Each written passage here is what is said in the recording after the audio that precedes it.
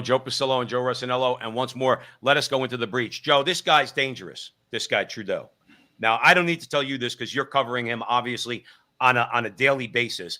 And I would encourage everybody out there to please follow us on Facebook, YouTube, Twitter. Joe's been on Trudeau like white on rice, okay? Now, in you have Western provinces in Canada, Joe, which are they're oil-rich provinces, okay? And Canada requires that oil for their economy. And you got this guy who is a stone cold leftist who basically wants to, doing what people have said for a long time, saying these climate activists, Rush Limbaugh used to say, they're watermelons. They're green on the outside. They're red on the inside. They want to shut down entire industries, Joe.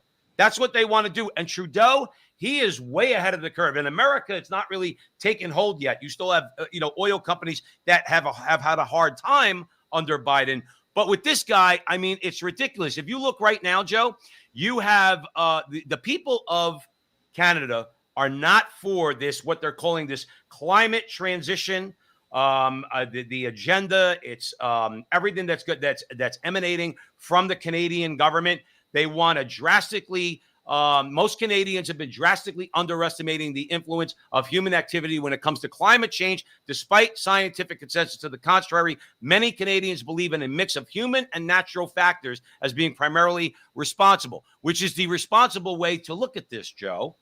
But the thing is, you're not dealing with responsible people when you're dealing with Trudeau. You're dealing with an ideologue, and he wants to shut down the oil and gas industry in Canada. And the people of Canada, Joe, they don't want it. They don't want it. Well, I don't think, you know what it is? I don't think he cares. And he's trying to basically move his agenda forward through financial terrorism. That's why you have inflation. That's why costs are high. I mean, inflation is also being caused because he's printed a lot of money. Right. But ultimately, it's all driven because of his ideas with regard to how Canada should look in the future. They're trying to make those sustainable goals of 2030, 2035 that are laid out by the World Economic Forum. And frankly, he's not representing the very people that voted for him. And it should be clear to everyone that that's the case. Right. Listen, I'm all for the environment. I am. I think we have to be stewards of the environment. But listen, we don't have the infrastructure to go completely off of natural gas and oil yet. It has to be gradual, and you can't bulldoze people. And he is, and he doesn't care. And It's full steam ahead. Oh, with him, it is full steam ahead. What they're talking about is just to give a couple more details. You have Alberta, Saskatchewan, and Manitoba, and they have basically this was in LifeSite News. They blasted the suggestion that the federal government could take control of a province's natural resources via this radical climate legislation. Okay, they're calling it the Sustainable Jobs Act, which is the same thing rehashed, Joe Rossinello. It's the government basically telling all these oil and gas workers, okay, well, you could go out and go get a green job. Oh, okay, but I'm an oil and gas worker. I work on an oil rig. What are you talking about? Like I don't know what you want me to do.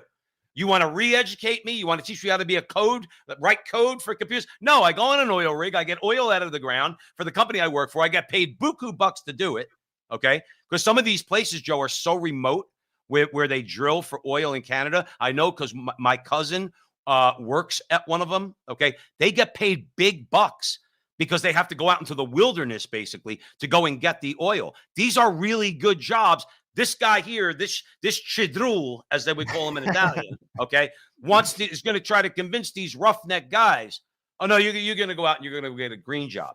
And people, and the whole point of this article in LifeSite News was that the Canadian people, they're not going for it. They're not going for it at all. And I don't blame them. Well, like you said, Joe, it's ideology over people. It should be crystal clear. And sadly, all the rhetoric, I'm for the middle class, I'm for this, I'm for that, I'm for middle class jobs, that's not going to happen.